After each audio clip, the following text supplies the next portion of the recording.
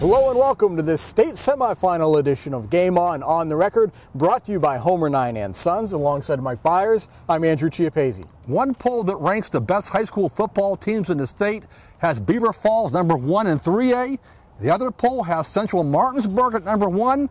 On Friday, they meet in the semifinals. AJ will be at that game in Altoona. And later in the show, we'll talk to Beaver Falls lineman Raquan Crowder about the Tigers' first appearance ever in the state tournament. You know, Mike, Beaver Falls is certainly in a groove thanks to Mr. Crowder's performance on that offensive and defensive line. You mentioned that this is the first time that the Beaver Falls football program has ever appeared in a state football playoff game. So now it's time for the Tigers to really get a chance to show the diversity, the balance, and the talent that they've showcased all year long on a bigger stage. And one guy that I think we're going to have to keep an eye on Friday night is running back, wide receiver, defensive back, Mr. Do-Everything, Darrell Carter, who has had back-to-back 100-yard rushing games, even though we all pegged him as maybe Austin French's top receiving target going into this season. That's where he's being recruited at, as kind of that slot receiver, possibly as a defensive back as well, but he's been outstanding running the football the last few games, so it'd be interesting to see if he's a big part of the game plan when they play Central Martinsburg on Friday. AJ, we talked a lot this year about Malik Shepard coming back from that foot injury,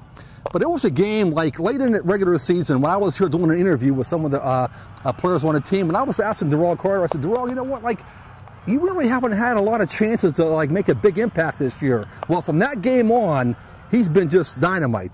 He's running the ball well, catching the ball well, playing great defense. Beaver Falls has so many talented athletes. Malik Shepard, Torian Leak, Nashad Akins, Darrell Carter, Nate Stratton, a great tight end, the great Donovan Jeter. It's a fun team to watch right now. They are playing, they're on a mission. Ever since that game in Osceola in week 1, they've been getting better and better in all areas of the football field, especially their mindset. This is a team that believes it can go all the way to Hershey and win a state title. Absolutely right, and we've referenced their defensive performance late in the season a couple times on this show as well. The three biggest games for me still are their game against Beaver, their game against Keystone Oaks, and of course the championship game against Aliquippa, because those are the three games that they can look to against any opponent and say, okay, we can replicate what we did in those games and have success against this opponent. They shut down dynamic playmakers in Darius Wise and Alex Smith. Maybe those guys had some decent games. You know, Darius Wise had over 100 yards rushing, but they contained them and didn't allow them to overtake the Beaver Falls defense. And against Aliquippa, that mentality, that mindset of getting over that Aliquippa block that they had for so long, we've mentioned it a couple times, that was a huge lift for this Beaver Falls football program going forward. Yeah, you know what, AJ, I mentioned early in the year that, especially after that loss to Aliquippa, I was a little worried about Beaver Falls' mindset and their attitude of how they would rebound from that there, and they have done that admirably. They are just peaking. Every week they're getting better and better, and you know what, I really think we're going to see them play their best football the next 2 weekends. Well, joining us now to talk about Beaver Falls' championship win over Aliquippa, plus their first ever semifinal appearance against Central Martinsburg, is senior lineman Raquan Crowder. Raquan, welcome to the show. Hey, thanks. Raquan, before we talk about the big game Friday, recently you were named the MVP, defensive MVP in the Beaver Valley Conference.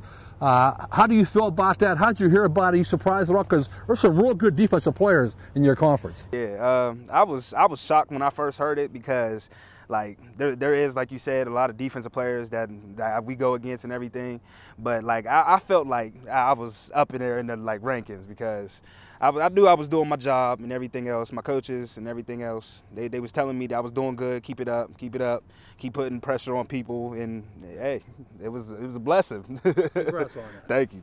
Well, you've been a fixture on this team for a couple of years now. You got a chance to start on offense as a sophomore. How do you feel you've progressed, both as an offensive lineman and as a defensive lineman, to the point where you got that honor? Yeah, honestly, it's hard to explain. It's like, because my team needs me on both sides of the ball. So you gotta progress, and you gotta adjust to what you're doing, and you gotta play ball. And everyone around this city knows the history of 1984. What did you guys talk about as seniors about trying to come together and taking advantage of it possibly being your time? Did you guys have like a meeting before the season started as seniors? What did you guys do to try and get this group together? Honestly, the seniors, like, we was just all together, like, from the start. Like, we knew we had to get out and run, especially after that first loss. Like, we had to actually come together and actually, if we wanted to do something, we had to talk and everything. And yeah, it just kicked the engine up. It